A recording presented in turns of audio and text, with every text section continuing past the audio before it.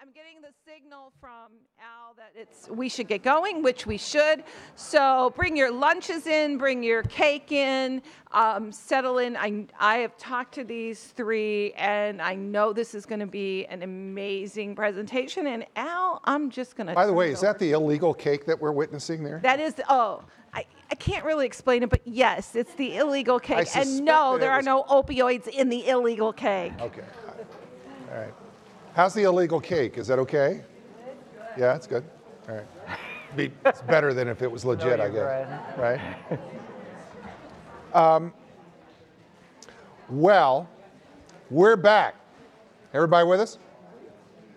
Before we start, and we have a video that we want to play for you, did I mention that this is a Pulitzer Prize winning group right here?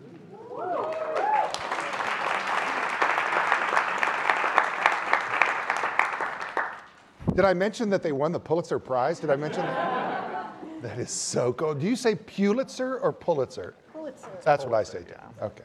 So with that in mind, let us give you an hors d'oeuvre version before we jump into the full meal here. The hors d'oeuvre version of 7 Days of Heroin.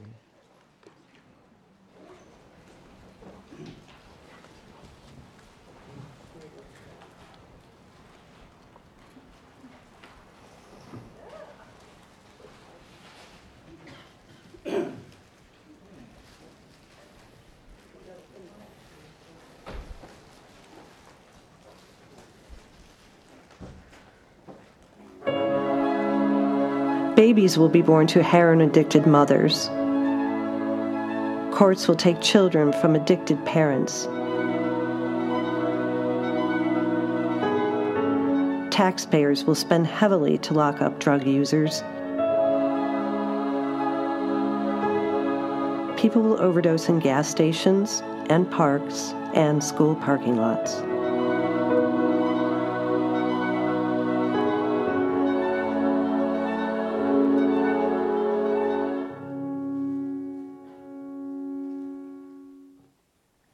All right, so I want you to meet these three remarkable people, Liz Dufour, Dan Horn, and I'm going to start with Terry DeMio. Listen to this job title. She's a heroin reporter. Like, what the hell? Were you a heroin reporter prior to this project? Yes, I started reporting on the heroin epidemic in 2012 as a GA. General assignment. Yeah, general assignment reporter. And that was before there were any buildings to go to learn about addiction, in our communities. So basically, I hung out with rogue doctors who were giving out, and activists who were giving out Narcan, and wrote about it. And I met with families who were grieving children who hadn't died yet because their children were absent to heroin. This was about what year? About 2012. So right at the beginning of, if I go back to the original charts, that was when the prescription drug epidemic was really in blossoming, and the heroin epidemic was just sort of on the beginning. Am I about right there? That's right. And that's kind of pre-fentanyl. Correct. Okay. Correct. So the people that you were covering were principally coming to this as a question, principally coming to this from pain medication. No. There were many who were coming to it from pain medication, and there were others who had just started straight with heroin on the streets. How did you and your associates at the Cincinnati Enquirer see this so much earlier than so many others did? I mean, that's 4 or 5 years before people started talking about it as a full-blown epidemic. Well, at the time, I was working in a Kentucky office. We had a separate edition for Kentucky. And their little idyllic communities were just getting inundated with heroin. I noticed because there would be individuals coming into the office and saying, "Can you write a little blurb about a vigil?" And I'd be like, "Well, I don't know if we would do that, but more and more it was about, a vigil for people who had died from heroin overdose. So Northern Kentucky was among the epicenters, and I know there were several across the country that, just had this going on, and I had the freedom to do pretty much what I wanted to do as a GA reporter. And so early on, you were just making contacts with people who were suffering, and so on. How did you find them?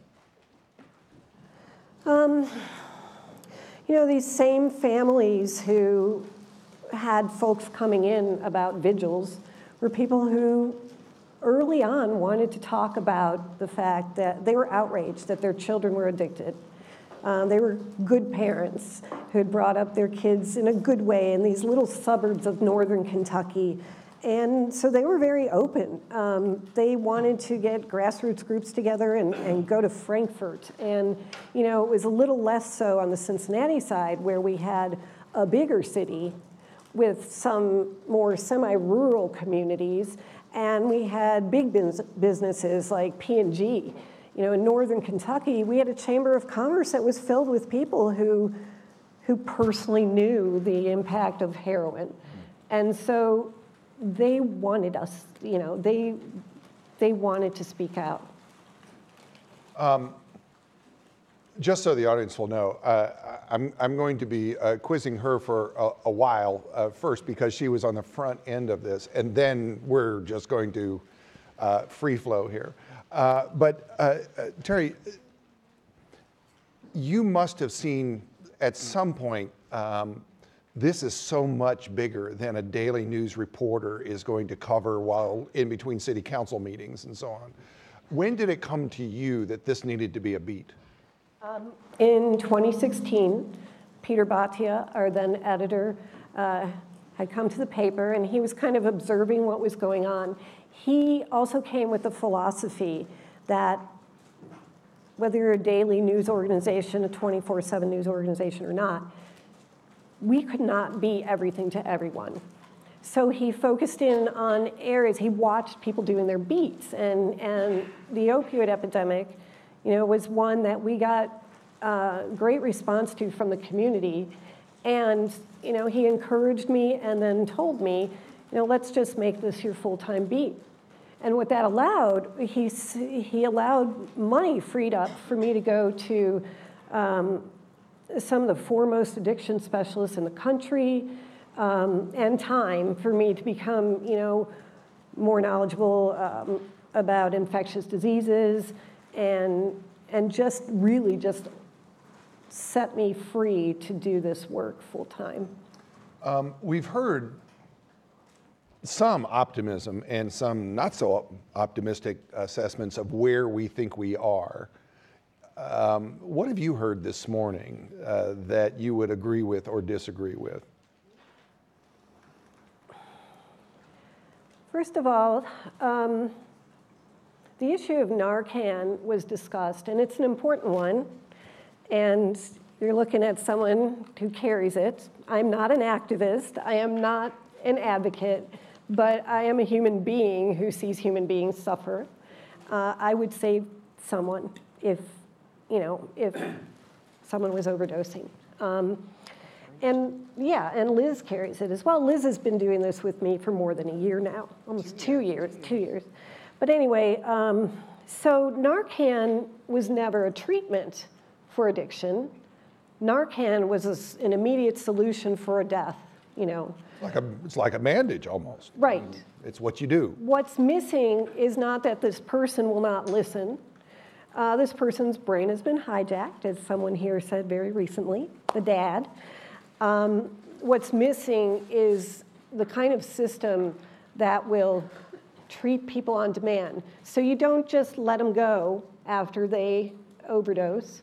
And Mercy Hospital is starting to do that.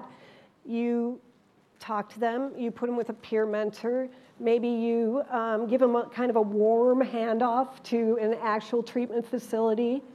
There are holes in our system, and that's why we need to keep reporting on this issue. Are you seeing the optimism that our police officer a little while ago was saying, it looks like we're at the peak of this, it's getting better? No. No, we aren't seeing it. Now, there have been more people who have turned to meth, but a lot of those people are using it in kind of what they call a speedball way. So they'll use meth, and then they'll use fentanyl, and meth and fentanyl. And in 2017, our overdose deaths were 30-some% higher than they were in 2016. There is some discussion about some slightly lower numbers at the moment, right now. But part of that is a wait and see kind of a thing, and part of it is because 2017 was so outrageous, and people were not used to shooting fentanyl. People were still being tricked into thinking that they were getting heroin. So people have become more accustomed to it, and we are not seeing as much carfentanil yet. But opioid addiction is still the primary addiction in our region. And I think the numbers at one of the treatment centers I recently contacted, a really big treatment center, was that in 2016, they saw 76% of their patients say that, their primary drug was heroin or fentanyl. And in 2017, they said there were 70% of those. So to be clear, your reporting would suggest that we are not near the peak. No, that's correct. One of the, the work that you all produced is so full of so many spikes that make you say, wow. But one of them that really struck me, I think it was early on in the, whatever it was, 27-minute piece, the video piece that goes with it, is there was a quote in there, and forgive me, hold me accountable to make sure I get it right, but I think that the quote was something like, they're driving under the influence of drugs is now more common than driving under the influence of alcohol. Did I get that right? Yes. Some areas. In some areas. Yes. Some stretches of highway in Kentucky in particular, yeah. Driving under the influence of drugs, do you mean heroin? And, more of it is marijuana, to be honest with you. I see. And we don't really have a way of testing for that the way we do alcohol, do we? I mean, if we pull people over and we think they're impaired, it's not alcohol, we don't have a way of testing for that, is that right? There are ways that are being experimented with, and some state police officers have those means, but... But mostly it's observational. You're correct. Right. Yeah. And people tell you. People will tell them, yeah, I'm using heroin. It's not uncommon. Right. All right. Who came up with this big idea? If it had gone badly, who would we have blamed? Dan. Totally Terry. You two, as I understand it, were the original big thinkers on this. Do I have that right? I don't know about big thinker, but we had kicked around a lot of different ideas about how we could bring this more to our readers. I think what had happened was Terry had done a lot of great work, and we met about 3 years ago, and there was some frustration in that we weren't getting as much traction on some of these stories as she had before, and so we kicked around some ideas of different ways that we could tell these stories. And I think what we realized was that people had become desensitized to this thing. It was in front of their eyes every day, and they were walking by these people every day. Some of them overdosed in the park they were walking through every day, and they weren't seeing them anymore, and they weren't paying attention to them anymore, and they were starting to glaze over when we wrote stories about them. And so we kicked around some ideas about how we might change that dynamic a little bit. And one of the things we came up with is not an entirely original idea, is a day in a life type of story. And it evolved to maybe a weekend in a life kind of story, maybe a week in a life, because we wanted to capture as much as we could. But the goal was to go to where these people are who are living this epidemic every day and show them in these moments where they're experiencing it and living it and suffering through it, and just be there with them and document that. And to show people in a normal week, which is what this sadly was, that this is what is happening in your community every minute of every day. And these are the people who are experiencing it, and a different week would have had a bunch of different people.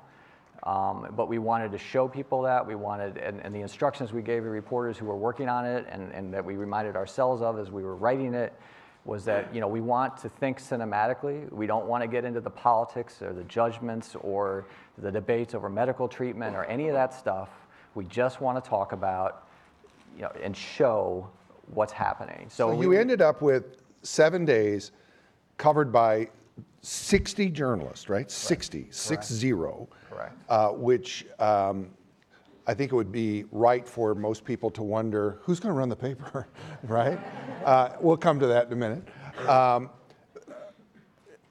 And I'm wondering, Liz, a lot of this is going to be a real downer. I mean, there's not a lot of happy news here. How did you envision what page after page of, oh my goodness, reporting and imaging is going to look like? Yeah. Well, the thing with the, you know, for visually, it was really important for us to show the faces, because so many times, you know, if you're, you know, you go in there and you photograph their feet or their hands or something, it's not gonna have that impact. Have I said you're a photojournalist? I can't even remember if I have or not. Liz is a photojournalist. So it was really important to show the faces, and Terry and I worked basically hand in hand through that week. And we just were on the street and we just kept on talking to people and doing ride-alongs. And every time we did a ride-along that Terry was with me, we never found an OD. And if I went by myself, I had an OD.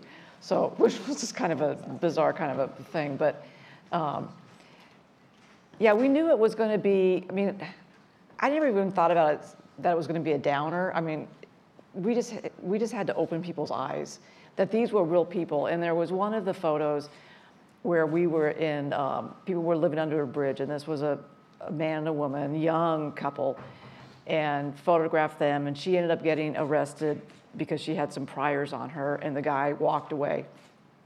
And a few weeks after the series ran, I had his mom call me, and I'm like, oh my God, she's really mad because we put her son, you know. And she said, when did you take the photo? And I said, in July. And she goes, oh, I talked to him and he said it was something from a year ago. Oh. And she thanked me, and we talked for a really long time, and she thanked me for, you know, putting it out there. And I think that's what we heard a lot. I want to hear more about that state of mind that you've got, particularly looking through a lens. Yeah.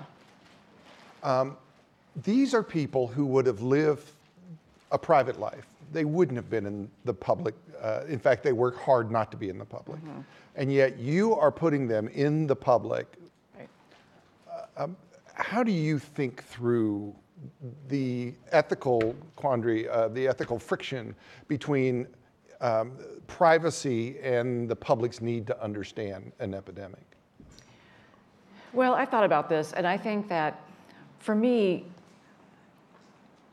because I am so passionate about this topic, and I have been covering it for about 2 years now with Terry, and I just think it's so important to show that these are real people, that this could be you or I. They could be young, they could be old, they could be rich, they could be poor, and I think that we have to show the faces. I have a harder time photographing a car accident, because to me, a car accident is more voyeuristic, and there's no, except for people wanting to see the smashed up car, there's not a real, I don't know, end game in why you're photographing that accident.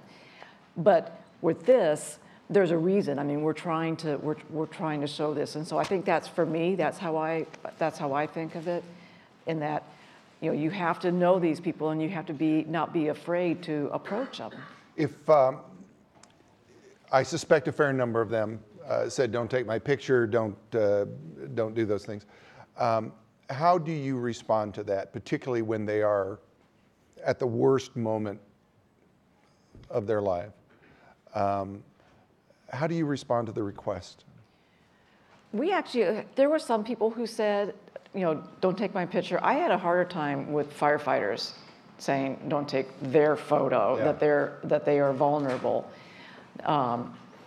And the cops had a different feeling. The firefighters, I think, because they were the first responders, and I was with them a lot. We also had done a first responders fatigue story right before this.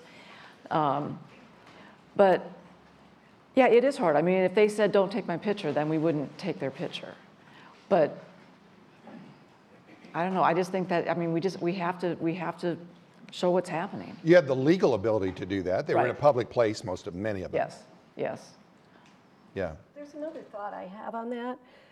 6 years ago, if I was looking for someone with addiction to speak to, he or she might want me to, I might not be able to find someone to share their name.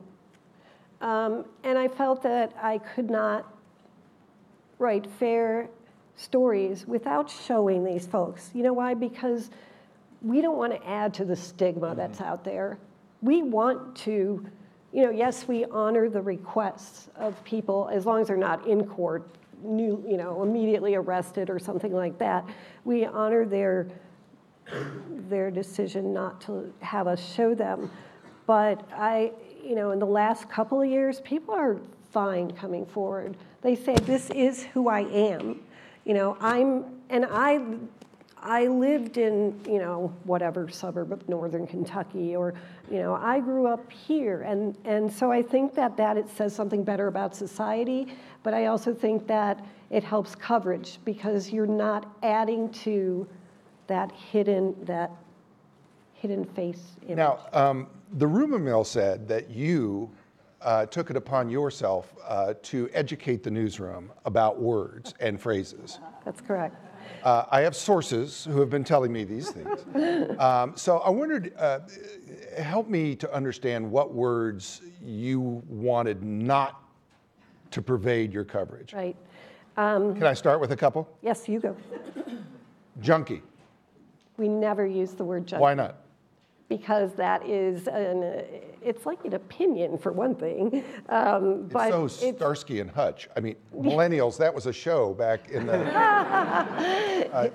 It's mean. It's calling someone a name. Do we do that It's a name. Would we call someone who's obese, in our medical story about diabetes, would we call them a fatty or something? You know what I mean? It's totally inappropriate. Rude. It's rude. It's rude. Yeah. Addict? We don't use that either. An AP Style, you may want to check your AP Style book, journalists, says don't use that either, unless someone calls himself or herself an addict, or we're quoting someone with that. We use someone who you may have heard me say it recently, someone who has heroin addiction, someone who's addicted to Vicodin, yeah. Same thing. I am not, so I have anxiety disorder. Am I an anxietic, or am I a person who has anxiety disorder? Do you know what I mean? Clean? No, No? no. Drug-free. Why not clean? In recovery, because clean suggests that they were dirty at some point. I see. And we don't use dirty. We don't use dirty. No, we do not. Abuser? No, they are using a drug. When is heroin used in a positive way? How are you using it? They misuse prescription painkillers. So it's a painkiller misabuser. No, a painkiller misuser. That's right. We don't call them a thing, though. We're saying, They used, misused painkillers. Yeah, for this amount of time, or, she says she uses heroin, and... I would love for the Twitter followers to interact with this notion. And here's my question to our Twitter followers, and that is, are we just being too gentle here I thought that at first. before you became enlightened? Mm-hmm. What enlightened you? Interacting with people, learning about what addiction does to someone, learning from experts, from specialists, from people who treat folks with addiction, and from those who are addicted, and learning the public backlash toward people who have this disorder. I'm going to turn to Zach for a second. Zach, from our earlier conversation, what do you think of this this language that she's talking about? I mean, Let me get a mic. Yeah, get a mic down here. Thank you.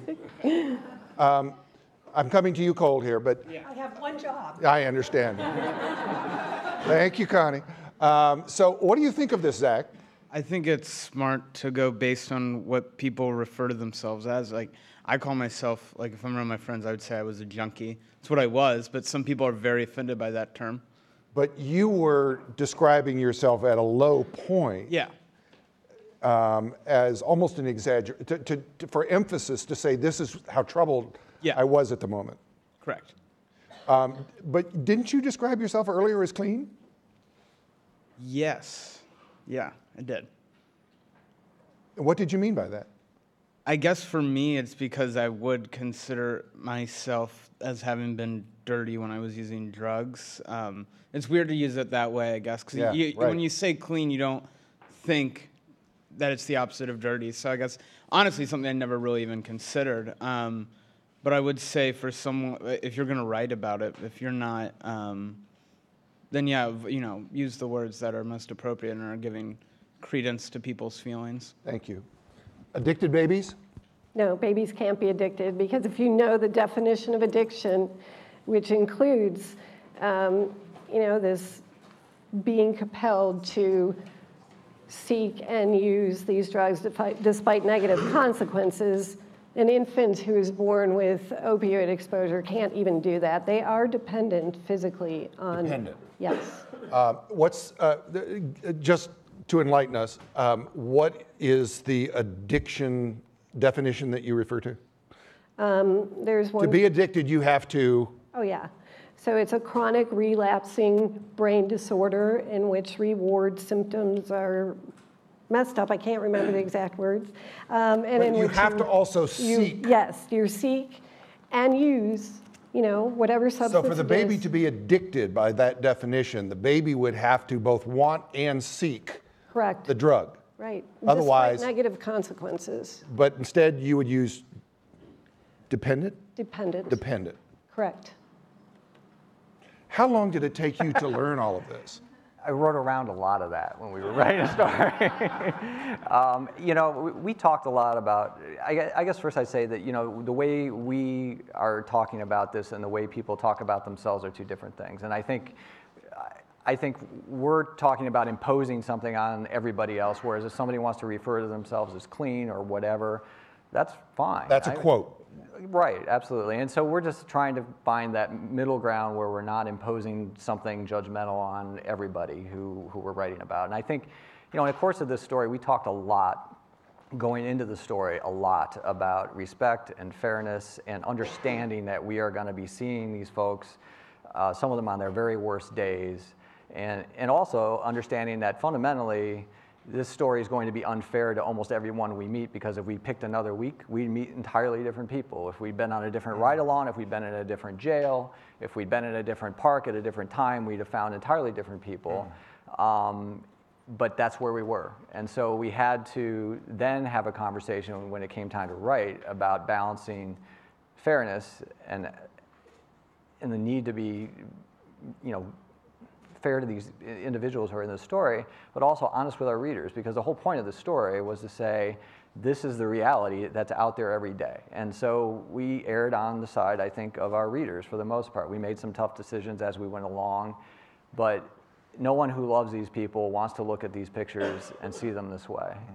And, as we were writing it, I think that's something we tried to keep in mind all the way through it. Don't be gratuitous, don't be cruel, but be honest about what we're seeing and to show what we're seeing and to show it in the writing as well. And that was the goal going into this. So I think, it was hard.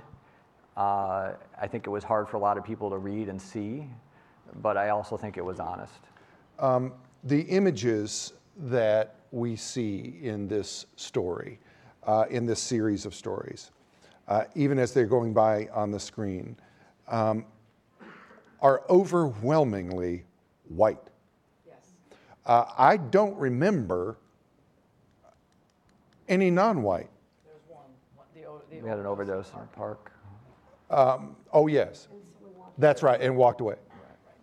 How is it that we end up for 7 days documenting a story that has one non-white person when we've heard testimony earlier today that it's increasingly making its way into non-white communities? We're just not covering it very much. In our communities, this is still, those who are suffering from this type of addiction are still overwhelmingly white. We went to prisons and jails, treatment centers, courtrooms. The last statistic I read from our coroner's office was that about, I believe it was fewer than 6% of the overdose deaths in the last 6 months or so. I can't remember exactly when I went there. Happened to be someone who was non-white, and that while there have been some deaths of people who, are of color, some of them are not getting treatment. Others are using cocaine. Others had used cocaine, which then was laced with fentanyl. And so you had a whole different kind of group of people. So it just was the way the cards laid out. It wasn't. Liz, how do we answer the critique, which is an ethics issue in some ways?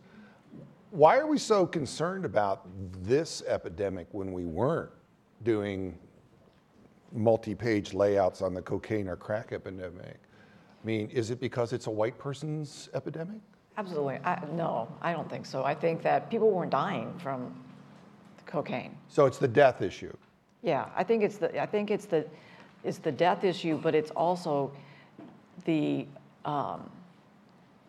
people are they're incapacitated. I mean, they can't. I mean, it's generational, and they can't work. They can't. I mean, they're just dying. Whether they're not actually dead or not, they're dying. You've been at the scene where someone was no doubt going to use and put themselves in danger. Tell me what goes through a photojournalist's mind while you're documenting this. Notice I didn't say shoot. You were documenting this, and you know that you're about to document something that could be life-threatening. How do you keep from intervening?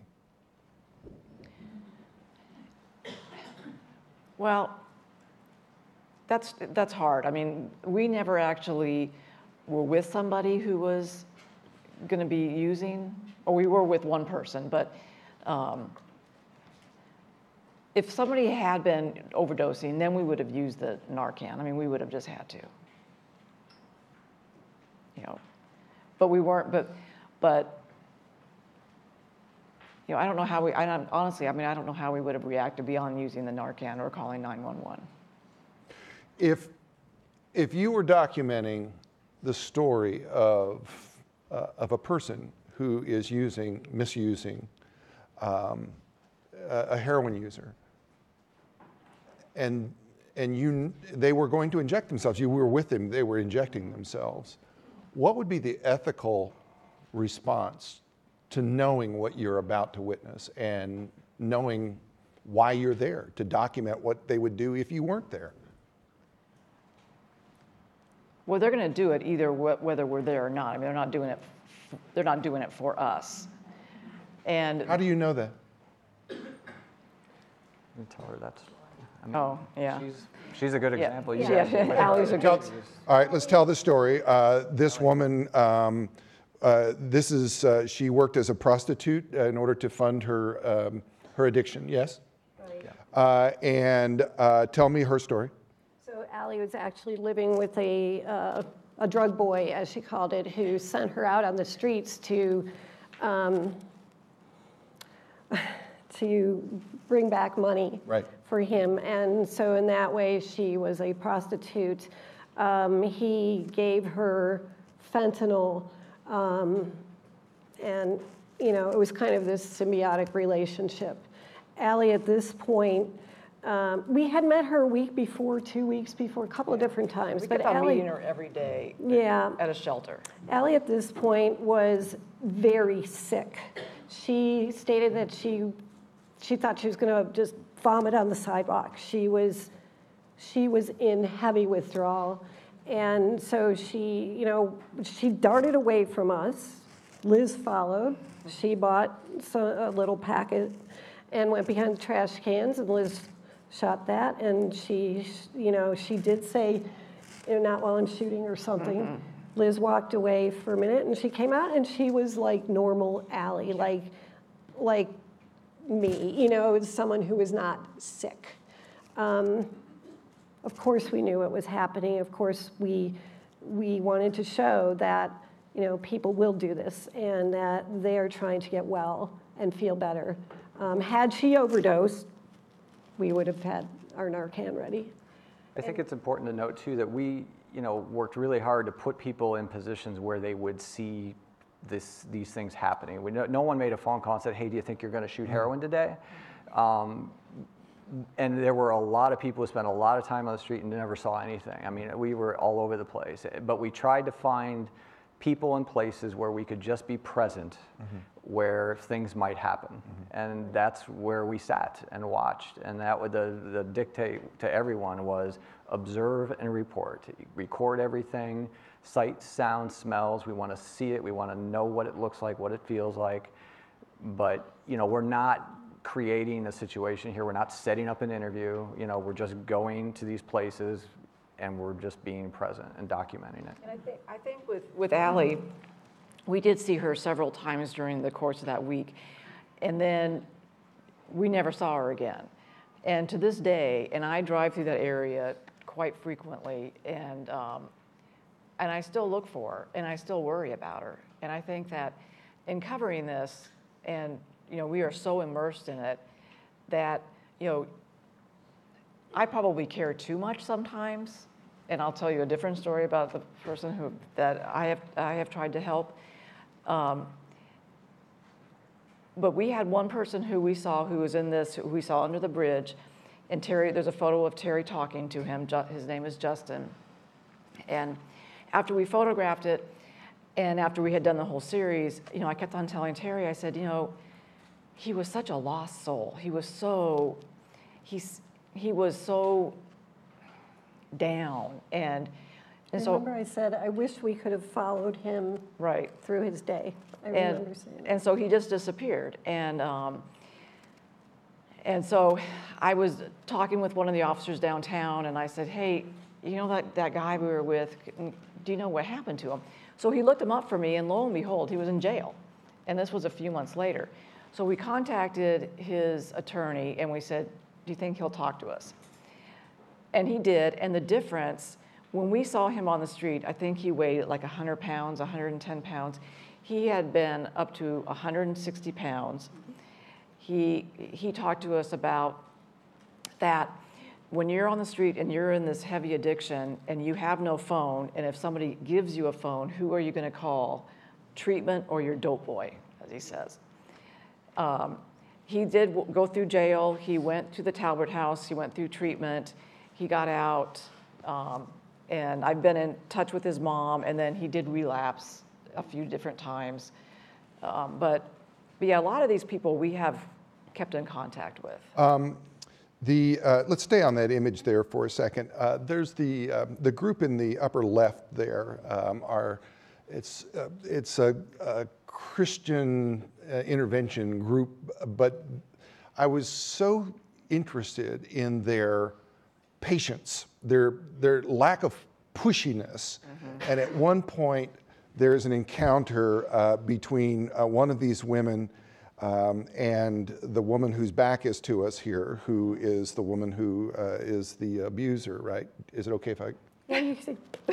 I'm actually trying to learn better language. And she said, someday you'll come back and you'll be ready. I thought it was one of the most poignant parts of this entire project. She understood something, didn't she? Yes, yes. What do you think she understood? That there has to be some level of readiness. Somebody has to want the help. I can't force anything on you. Correct. It is not that they want to be addicted. They do not want that life. It is a miserable life. But it is terrifying for them. Some of these women actually had the women that they were helping on the street, they had them on speed dial. I have some food. Do you need some food? Yes. They were building a personal relationship. Yes. They knew how to contact them. Oh, yeah. They call her Mama Scar. They call her mama. They call her mama. Yeah, they call her Mama. Let's go to the story in the lower right. We're going to have a video that we're going to pull up in just a second. Set up this video for us. How did you encounter her, and what do we need to know prior to seeing? Dan, I'd like you to talk about it afterward. But so I just wanted to say that one of the things in these meetings with reporters that I said was there's going to be a time period between your part of this, and you write it, and you write up your notes and send it to us, to Dan or to us, and the time of publication. And Should we talk through the workflow just for a second before we get to this? Maybe we should. So 60-something people out collecting stories, right, over the course of a week. That's correct. And they file their notes to... We talked a lot about this, about the form that we wanted them. Because a lot of people had not done, that's going through the notes and the storyboard. A lot of folks hadn't done this kind of reporting before, in the idea of just showing and not telling. And we don't want interview stories. We don't want people saying, oh, heroin's terrible. We want to see what's going on in their life. Observational. We want to see it, right? Yeah. And so we talked a lot about, we want a time on everything that happens. We want to know what you're seeing. We want dialogue. We want you to think cinematically. I use that phrase a lot with them. Think about what you see in a movie. We just want to see it. And then I said, you're all going to hate me when it's over because we're going to have to boil this down, and we'll probably use about 2% of what you gave us. And that's going to be true, and it was true for my stuff and Terry's stuff, everything we reported. So in the layout, Monday, 9 a.m., 10 a.m., 11 a.m., and so on. We get a stack back. We literally sit down at a table with printouts, and we just start going through the material and start flagging times, and flagging stories and scenes that we think are going to work. So from a writer's point of view, typically we think of narrative writing as sort of building tension and then context and then resolution. This is chronological. That was a problem. Yeah, that was something we talked a lot about, because when I've done narratives in the past, you're dealing with individuals, you get in their heads, you have that tension you talked about. In this case, we're going to have a different kind of tension. It's built on this chronology, this relentlessness of this happening, is drumbeat of time, and we get into these lives and out of them. And what we try to do in each scene is to have a little narrative with that tension in each scene, and then we're out of that scene. How many photographers are working on this, besides the reporters with their own cameras? 6. 6 or 7, but Yeah. reporters were shooting. And what did you envision photographically that you would try to accompany all this text with?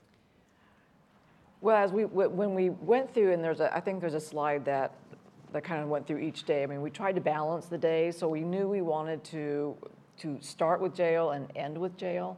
So start with where the arraignment and end with somebody being arrested in jail, to kind of bookend it. So we kind of set up the days so there would be balance as much as we could, knowing that we wanted to have different types of images. I mean, because we're showing all walks of life, but the way we tried to set up a flow so that we would have a chance at what we were trying to do. I mean, it sounds terrible, but we were trying to show the overdoses, and so we needed to try to do that every single day. But beyond that, we were trying to be in the hospitals and with the first responders and in the hospital, everything. Part of the decision making, the ethical decision making you have to make is, in the aggregate, what's the picture I'm giving you of what's going on here? In the aggregate, are we showing the real pain? Are we showing the real disruption? Are we showing? And I noticed that as I was looking at these images, that the overwhelming majority of these images were not close-ups. Why? That would have been what I would have expected to have seen to exaggerate Yeah. the emotion. You know, there were probably close-ups in most of them. It's just at the end of the day what we chose. Right.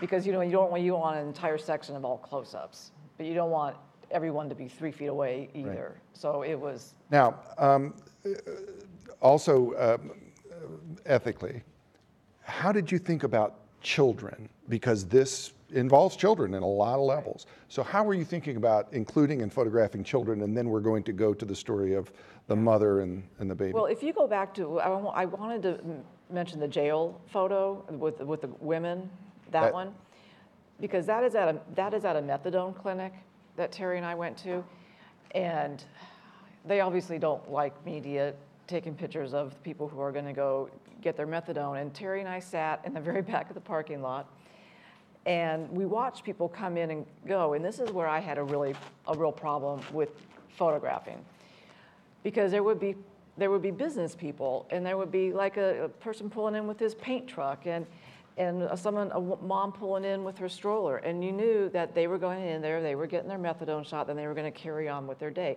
Their employer, or their, you know, might not even known that they had this problem. So, you know, I was trying to photograph it in a way that I was kind of showing what was happening, but it was kind of from the backs, and I was really kind of struggling with what to do. And then these women, every single one of these women are pregnant, and so then that was the moment, and I had a lot less problem with that because they were incarcerated, and the fact that they were all pregnant, which is a huge issue of so many of these women having babies. But the methadone, Were you more or less undercover when you shot this?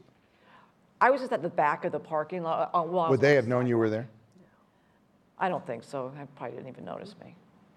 And the reason I wanted to go to the methadone clinic was because in writing, I can say, here's this dad with a baby asleep on his shoulder and holding a little girl in PJ's hand, and here's a guy in a suit and someone in a uniform and so forth. And methadone is, you know, and 5 pregnant women going in for their dose. That is actually best treatment, methadone or Subutex for these women. So they're doing the right thing by taking them here. So Liz, walk us back again through your decision making, your thinking about the ethics of using isn't the right word, displaying, capturing images of children in the coverage of this story. Yeah, the children are always, that photo is just, you know, heart-wrenching when you look at it. We're going to tell them the story behind this image. But mainly, I think the story that we were doing was with the grandmothers raising the children, which is really important because the kids they're so affected. And so that's consent, though. I mean, that's consensual photographs. Right. Yeah. Yeah, I don't believe we had any underage. I can't remember any, and that's why I was so surprised that given how far and wide you were and all the circumstances you were, I didn't see any children in any of the images who didn't clearly, some caregiver didn't clearly give you the consent, That was to be deliberate. there. That was deliberate. For the story, yes. Yeah. Now, when we did have, I think it was an 11-year-old girl calling about her dad overdosing, we're going to use that voice. That voice is But never so identify compelling. her. But we never, and what's the point? Why would we Yeah. need to? How does that further the story? All right. So, yeah. So Dan, set us up as much as we need to know about this story in the upper left here. Show the video first. Why don't we? We'll show the video first, and then we'll come back out and explain. How we dealt with it. After all this promise, we don't have the video. It's my fault, I forgot. All right, we'll narrate the story. So, all right, it's okay. Let's just play it out. So I'll go back up to the image if you don't mind. We're going to talk through the image. All right. So who is she? That's Stephanie Gaffney. She was on Let's go full screen on her if we can. I don't know if Go it'll ahead. work. That's all right. Go ahead. Stephanie Gaffney. She was on a wellness visit with her baby and at Children's, and they were just checking the baby to make sure because Stephanie had been using heroin when her baby was born, so there's a series of checkups that follow that where they monitor the baby's progress. Right. And how was she doing then? She was doing great. That was our understanding. She talked to us about starting a new life, getting away from the individual, the boyfriend, the father of that baby who was still using heroin. And the concern was that children who are born to mothers who are working through their addiction have a lot of problems, right? Health problems. And the scene was as much about Stephanie as it was about her child, talking about building a life without heroin, Right. talking about raising her child in a home without heroin. And this was supposed to be one of those happy moments in the And story. in fact, the obstetrician, I assume it was an obstetrician, was very, or pediatrician, was very happy with the progress of the baby. Was doing great, had gained a lot of weight, right? Mother was happy, and the mother said at one point, she said, I hope that I can raise a normal family or something like that. It was almost effusive. The whole moment was upbeat and happy. The scene ended with the doctor saying, "We'll see you in December." See you in And she December. said, "We'll see you then." And then we had just written, I had just written that scene, and Terry 2 days came into later- work. Right. I came into work, and I had made plans for our health reporter and a photographer to go to this clinic. So I saw the health reporter in tears, and then Kara, the photographer, came over looking kind of out of it and stunned, and then she's crying, and I thought Stephanie died. And that's true. 10 days after they had gone to this visit, Stephanie died of a heroin overdose. I believe they found fentanyl in her as well. And they were in tears, but unfortunately, it did not surprise me at all because, that's what I was starting to say earlier, that, I let people know that in the time between you're visiting folks or, seeing people and publication, we've got to try to keep track of the folks that are kind of main characters in our stories along the way, because no matter what, they could easily die. Do we have any real insight into what happened in those 10 days? We know that she had been using, based on the coroner's report, and that we don't know for how long, but she had some scarring that suggested that she was depressed. Using. We knew she was depressed. She was living in a home, sober living with her child that's intended for this situation. And we know that her boyfriend was using, and that he had contacted her that day. Am I remembering right now that the baby is in the custody of the birth father? Or her parents? Her parents. Yeah. And do we know how the baby is doing recently? Well. Doing really well. Yeah. Good. Do you remember the moment when you wrote the last line of that segment? Well, we talked, that created some obvious ethical and practical problems. What were the for ethical us. problems? Well, ethically, we're writing a real-time narrative in which she is alive and doing well. Okay, so let's put this, so you have, if you can imagine, in the display of the story, but also online, you're going, Monday at 10 a.m., Monday at 11 a.m., 12 noon, and so on. And so we get to this story, and this story we encounter Thursday at 10 in the morning or something like that. And so she's there at the obstetrician, and the story is completely contained in that. Right. And We've so, been doing that for every and so when the mother died 10 days later, it would have been tempting to put at the last line of the 7 days, by the way, but that's not what you did. We talked about it a lot because, from a writing standpoint, you don't want to break that narrative. You're telling the story in real time, but ethically, morally, and I think, once we talked to her parents and decided we were going to keep that scene in the story, we decided it would not be fair or reasonable to withhold that information from readers. And so we didn't do it to get They might miss a it. kick in the gut. They would probably miss it. We had talked about we were going to do a thing at the end catching everybody up on everybody, but we just decided, one line, just in parentheses, just this is what happened. 10 days later, she died of an overdose. Do you remember writing that? Yeah, it was difficult for everyone in the room, especially the reporter and the photographer who were actually with her. I mean, I never met her, but like I said, that scene in the unrelenting sadness of this story was a scene that we kind of liked writing because this is a bright spot. This is somebody who's It was supposed to be making a bright spot. Right, and then we have to have this big kick in the gut with that one line. Terry, you've been covering the heroin story longer than anyone I know. I mean, in the modern era of this story still affects you. It's still this story still affects you. Why does this story affect you when you have seen this story over and over and over again? I think it's, you're a professional and you continue and you do your work and you continue to do your work, but you get to know people. And, I did not meet Stephanie, although I was familiar with the doctor and Children's Hospital, and I had been at that clinic talking to another person months before, and her baby.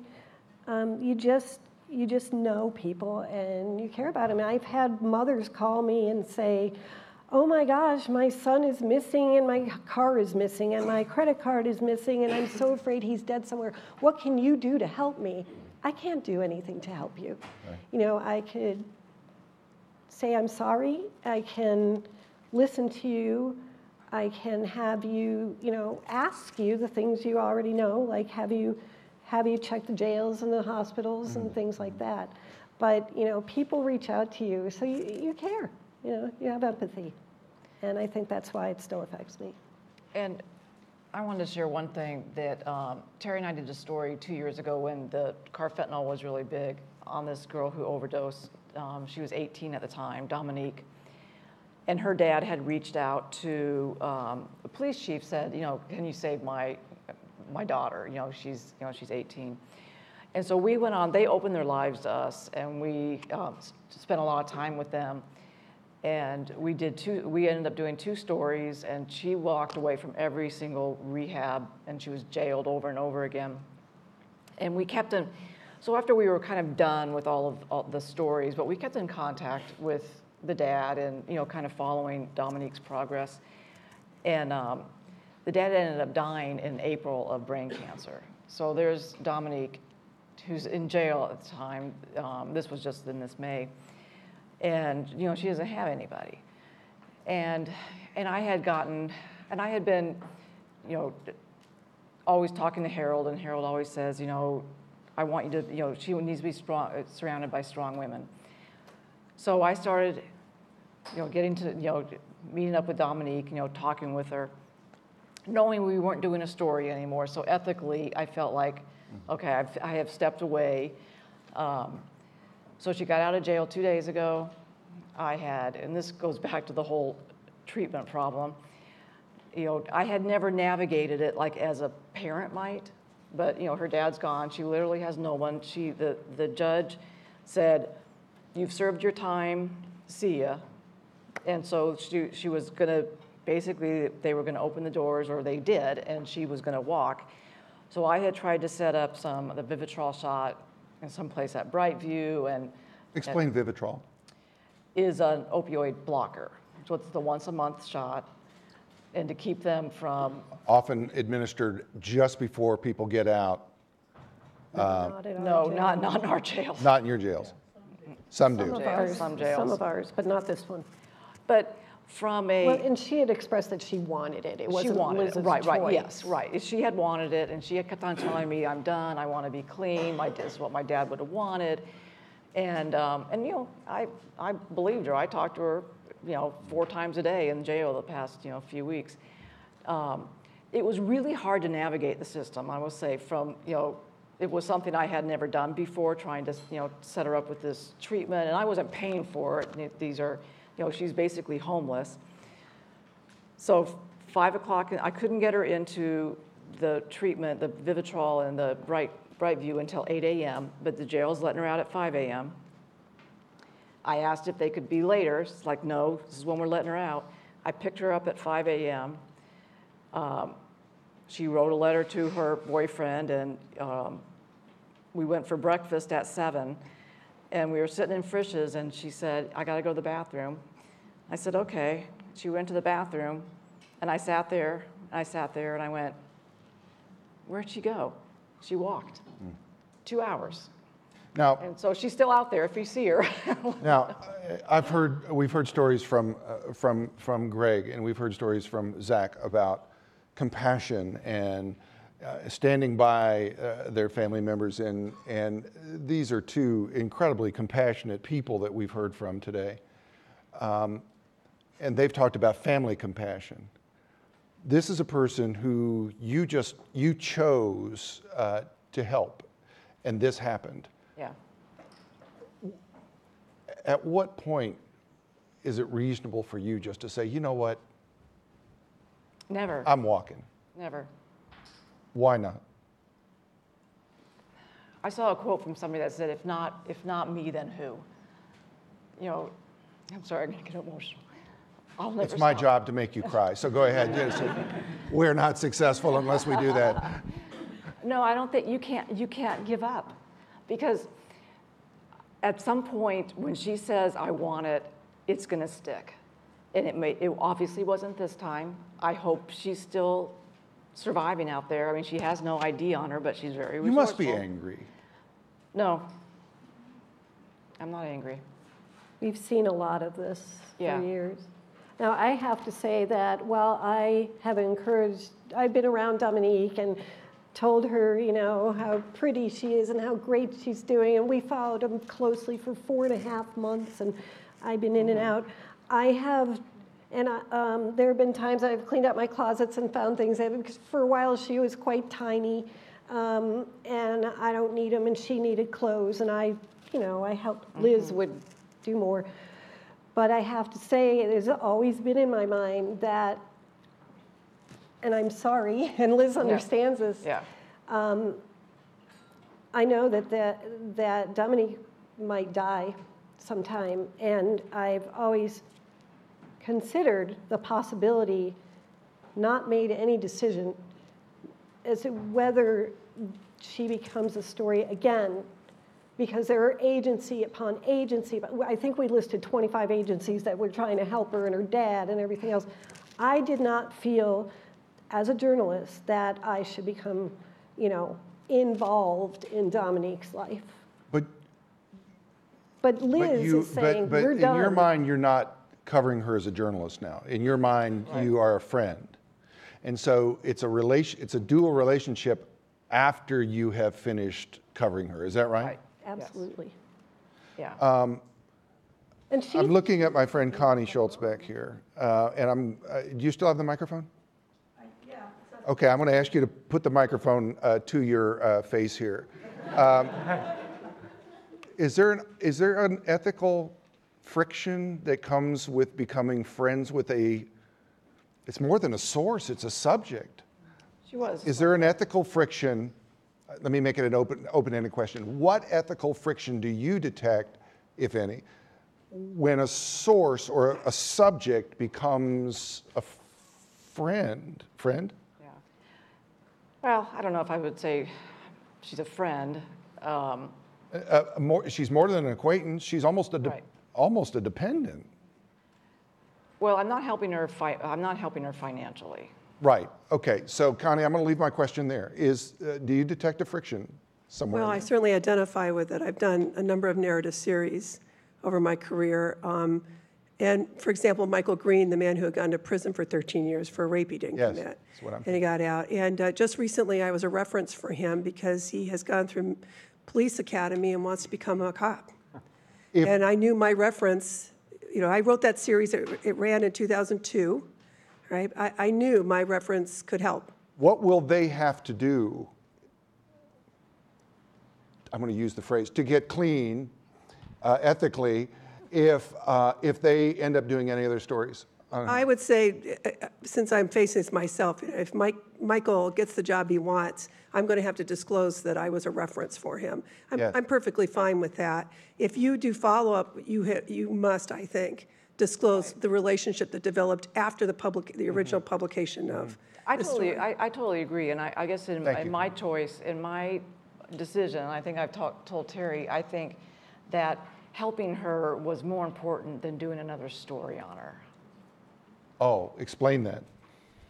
Because we had done the stories, it was going to be, if we were going to do another story, it would be the same thing. It would be relapse, jail, detox. I mean, it would be, that's kind of that's what kept on happening.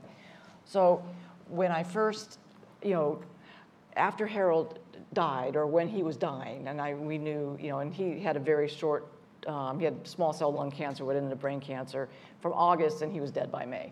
So I kind of knew this was kind of, developing, but for me, it was, she's a human being, and we didn't need to do another. We don't need to do another story. All right, I want to do some prologue stuff. Prologue is after, right? Prologue? It's after. Epilogue, that's what I wanted. Epilogue. That's why I'm turning to you, just to be sure. They told us you were a professional. No, I'm trying to lower the expectations here. Epilogue. How did the readers react to all of this stuff? Yes, the big opus project. Did they call you up and say, thank you, congratulations, you're fantastic. We love, how many pages? 20. We love 20 pages about opioids. Did they say that? They said, I had people from my workout classes say, oh my God, I never realized that this was right outside my front door. Yes. Thank you. Thank you. That's what I heard. Yeah. The phones did not ring off the hook, and Terry and I had talked about this beforehand because our editors had said, do we need to set up something? And we're like, I don't think this is, No. We didn't think that was this kind of story, but we know they read it. It was the most read story in the history of our website. And we knew that weekend when it dropped that something was happening worldwide because we could see these numbers, extraordinary numbers of, you can see in real time who's reading the story. Tweets, but these numbers were Minimal. not much. Minimal. I'm glad you stopped on Dan's picture here. I heard from his mom called, and she said it was a hard conversation for both of us, but she said, I understand why you did what you guys did, and I'm glad you did it. And I just wish it wasn't my son. How do you respond to that? Well, we talked a lot. She ultimately wrote a column saying, I want people to know who he was before that night. And I thought that was a great idea. And so I worked with her and our editorial people to get a column written and to tell that story and to have different pictures of Dan, not that picture. Let me ask you, we have 5 minutes left or thereabouts. Do any of you have any of these photographs in your workspace, in your cubicle? Do you keep any of these images near you? No. I don't. No. Do you keep any of the pages near you? I have a stack of them next to my desk. Yeah. How often do you look at them? Not very often. Why not? If I had a Pulitzer Prize winning thing, I'd be reminding myself every other, look at that. Yeah, boy, I did some stuff here. That's not you? No. No. It wasn't about, I know journalists say this, but we had no idea that this was going to be prize winning on any level. And and Dan and I were just almost smirking when our editors we've got to be prepared for the response to this. We're like, are you kidding me? It's not even a news thing. It's not brand new. People know this is happening, but we do believe that it's highly important, very important. We did it as almost a duty, I think, to our community. And we loved what happened. We were stunned and What thrilled. did happen? Is there any proof that this made things better? You know, I think we've talked a lot about empathy today, and I've told people that if anyone takes anything away from this story, it's that. This wasn't the kind of story you do to make somebody stop spending public money in the wrong way, or that you... No lawmaker came in and said, boy, I'm going to fix this. No, I mean, there was conversation, but it became incorporated into some of those efforts in the community and statewide, but it's not that kind of story. I mean, I think it was more, and that's why I think people were able to relate to it on such a wide scale, because it didn't preach to anybody. It didn't address these issues. A lot of these issues we're talking about today, it just said, here it is. And I'd like to say one thing. So my 14-year-old son, Roman, is here. What I found new and different was that his then 13-year-old friend, Jacob, when he came over, said, hey, I saw what you did. I heard your voice on 7 Days of Heroin. And I said, really? And he said, yeah, my dad had the whole family sit on the couch one night and watch it. And I thought, wow, what a neat thing this has done. This is a way for people to communicate to their families that this is what life is. I spoke at my son's high school about this, and I was shocked at how many teenagers had read this, had been asked to read it, that teachers had brought it to their attention, parents had brought it to their attention. You heard from a student journalist a little while ago who said he came here partly to speak, but just to meet these people. Final question, how did this project change you personally? I think for me, after this, I mean, I was even more immersed in the whole opioid epidemic, and just seeing everybody more, just seeing how it affects so many, and getting to know them personally, and realizing that they do have a backstory. You know, their story is not their addiction. They have much more. So yeah, I think for me, I mean, and then obviously, you know, with Dominique. So yeah, I mean, I think it's had a profound effect. I'll tell you, for me, it's very different. I remember the months before this, before we discussed it, but starting right around March or so last year, day in and day out, seeing this because of my beat, knowing more people than I had ever known before. And my brain, you know, I just went along my work, but I didn't realize until after this, there was a relief. It was a release. It was like, see, this is happening. This is why I'm doing this. This is a huge public health crisis. People are dying, and now you know. And I felt like we had done a better job of saying, no, this wasn't the story about solutions. And I've written about medication-assisted treatment and good Samaritan law and how it's not working instead of working, and, you know, dreaming on. But to me, it was almost a blessing, like, there. Dan, how did it change you? I think to me it felt like we did our jobs, and we set out to do this to show people what was happening in their community, and we did. And for me, that was enough, because I was hoping that people would respond in whatever way was appropriate for them. We weren't preaching to them about how they should respond or what they should do. But this is a real problem in our community, and so many people had just stopped seeing it. And for me, that was what was rewarding about it. I think I'd seen a lot of it. Terry and I had worked on these stories in the past together. So I knew that these people were sons and daughters and mothers and fathers, and they had kids. And but to see it all together and to put it all together,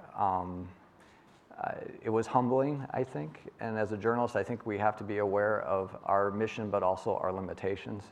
And I think that served us well in this, because we didn't try to do more than what we set out to do. I mean, we set out to show it, and that's what we did. There are 100 reasons why this might not have happened.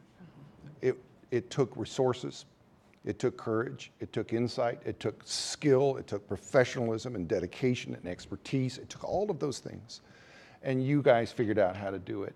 And you did it at a time when your newspaper and every newspaper is under tremendous pressure, and there are 1,000 reasons why you might want to do it and blame it on all of that, but you didn't do any of that. You did something important. I would call it heroic, I would call it patriotic, I would call it all of those things. I also think, because I'm married to a United Methodist minister, that it's God's work, and I think that you did everything that you should have done and could have done, and so much more. And we're in your debt. Thank you. Congratulations on the Pulitzer. And we need to take questions from the audience. Notice how seamlessly I just went right to that. Yes, go ahead. Connie's got microphones. If you'll shout it out. We got microphones up here. You'll cue me when you want to break, okay? Go ahead. Fire off some questions. Go ahead. Hello. So this past summer, I worked with News 21 to report on hate crimes in America, and I know, like, after interviewing sources and subjects, you know, a lot of the stories is very, they're very, very heavy, and a lot of it, you know, they endured a lot of trauma because of it.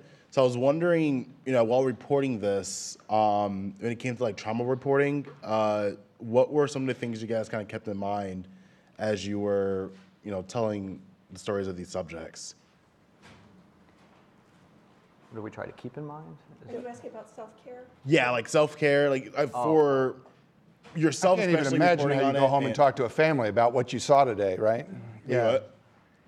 What? Talking about how it affected us personally. Yes. How'd you take care of yourselves during Yes. Right. this? This was something that I had been doing, and I knew was out there. So for me, it was, you know, like I say, being able to share it with others and to kind of let them know that this is going to be difficult. It was actually helpful to me. And to, when I saw Ann Saker and Kara Owsley crying about Eliana's mom, to hug them and let them do it, you know. And, you know, so for me, it was somewhat cathartic, I guess. And Terry did a great job preparing the staff for this. We had a lot of meetings headed into this, some of them very practical about the writing and structure and how we're going to deal with that, but also about that question is like, you're going to see things you don't normally see, you're going to deal with some things you don't normally deal with, how to be safe, you know, and then how to, and she said, you know, it's entirely likely that some of the people we encounter are going to die before we actually publish a story, and you got to be prepared for that too. Let's go up here and then down to Marlene. Go ahead. Hi. Hi. First of all, very much admire your work. But my question is, I've been covering this same topic for a few years now, and just a personal challenge that I have kind of found recently is, how do we as journalists find kind of fresh ways to tell this story? Because you can keep reporting on the trends and the new initiatives in your community, and you can keep talking to families, but sometimes it's like you hit a wall where you're like, how do I keep telling this story, and how do I keep it kind of alive for my audience? Great question. Yeah. Yes, it is. You know, I used to write a lot more stories than I do now. And I do, now I do like a big quarterly piece. That actually started with 7 Days of Heroin. And I just, you know, I just try to keep my ears open. One day, I was fortunate enough, I think when you're in your community, you're gonna get the best stories. One day I was fortunate enough to meet the mother of a young woman who had been packed in ice after she overdosed and left outside of an emergency room. Her body temperature was 81.6 degrees. She lived. I had spoken with her mother about her, you know, and what had happened, and I was able to get to the emergency room with their consent and learn about this, that this was occurring. And as it so happened, and I got to talk to the young woman and doctors, and as it so happened, I found out that yes, that was a thing. People are with someone who is using, instead of calling 911 or instead of, you know, giving Narcan, we're putting ice on them, packing with ice, thinking that this was going to help them, when in fact it could kill them. So that was a whole different story. Most of my best stories, I think, have come from being kind of, I'm going to say, kind of embedded with the communities, being invited to observe not use, but observe what's going on in a number of private Facebook groups of parents and other people who support each other, and then to just ask a question and see if they'll come forward. They know me, they're going to tell me. As journalists too, it's helpful to talk within your newsroom and to journalists elsewhere about it, and that's frankly how this came about. Tara and I were talking about how to get some more traction on these stories because we sensed that people were starting to glaze over, and there were a number of stories that we did as a result of that, and this was obviously the heaviest lift, so it took a little while for that to happen, but that's where those ideas often come from. It's just like, if this isn't working, what is working? What might work? What stories are out there that we're not telling? Just have those conversations. Question from Marlene, go ahead. This work that you guys did was phenomenal. I'm just kind of blown away by what you did, and you're deserving of every reward you have. But I want to go back to something that was said earlier in the conversation, because I saw it on the Twitter feed, and the question is brought up to me all the time. I think we kind of blew past that conversation about how this is treated differently than the crack epidemic. I mean, I do agree that you did not have people falling out in the street dying during the crack epidemic, but the African American community was decimated by that epidemic. And I don't recall the tone of the coverage being the same as it is now. It wasn't a disease then. It wasn't a disease. People were not humanized on the pages of our dailies with pictures. We weren't careful about the language that we use. People were called junkies and nobody thought a thing about it. People were incarcerated. They were not treated. So I think we should, acknowledge a little bit more that difference between, I agree this is a much bigger epidemic and very deserving of the coverage it's receiving. Death, yes. Yes. In terms of death. But I think, we kind of blew past that conversation. I'd like to have it a little bit more. I'd like to address that to some degree. I agree. It was done a disservice. And we were also in a time when addiction was not yet a specialty. Addiction was only recognized as a specialty, and I believe it was 1998. I may have that wrong. We had people, I remember them in Canton, Ohio, as a very young reporter. People in the streets who were emaciated and sad, and you just wanted to hug them and do something about it. But then they'd be taken away to prison, not jail, prison. But we also had, at least in my experience, a lot of these folks, unfortunately, came from disenfranchised or underprivileged households. What I found out from northern Kentucky in particular, and then it kind of morphed into the bigger cities, is that mothers were getting together, mothers who had the good fortune of either education or educating their children, mothers who were voters, suburban moms who were voters, who also happened to be white, were going, like literally marching on Frankfurt and getting in the faces of, and going to the offices of their representative, their senator, whomever. And those guys, and there was social media. And I don't think any one of those guys or women wanted to say, go away. Because you know what? It's going to be all over social media that Senator so-and-so or Republican or Democrat or whoever, representative whoever, isn't paying attention. And here's the face of my child. Wow. Here's my daughter. And I think that made a difference as well. And I'm not saying it's fair or right, because it is not. And I also think that our medical community, almost in some ways, left it to criminal justice to solve a problem. Because, especially here in Ohio, where AA was born, we had the groups that were taking care of each other for alcohol use.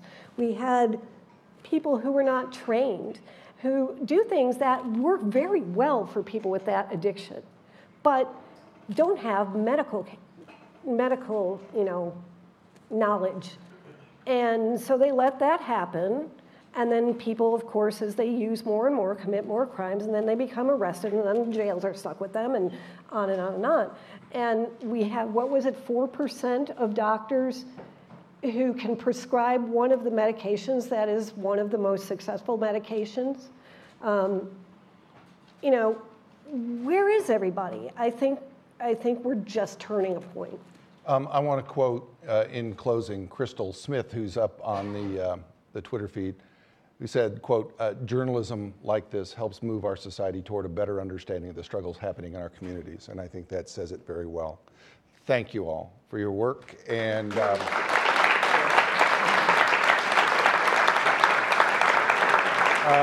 15, 10, 5-minute break, which in Kent State minutes is 7.